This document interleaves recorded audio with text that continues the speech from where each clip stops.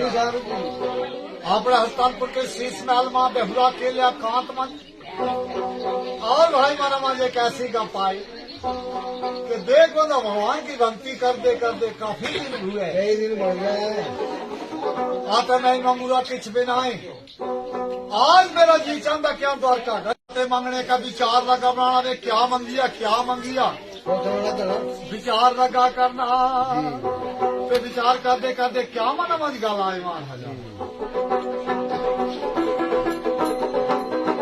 वो मेरी वाला उमरी दे सब टबरा वाला वो सोनी मेरी जिंदाड़िया वाला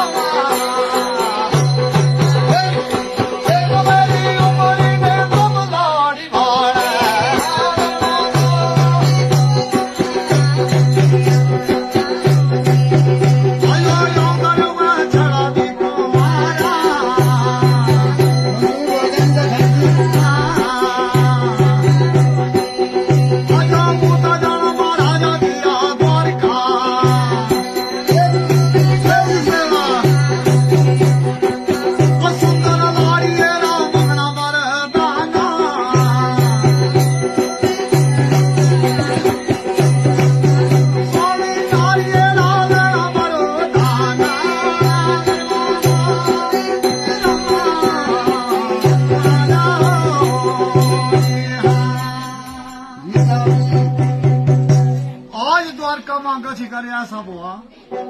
कि मेरी उम्र के छोकरे सब टावरा वाले हो गए सब गृहस्थी बसाई गई थे मैं ही हले तो बह ना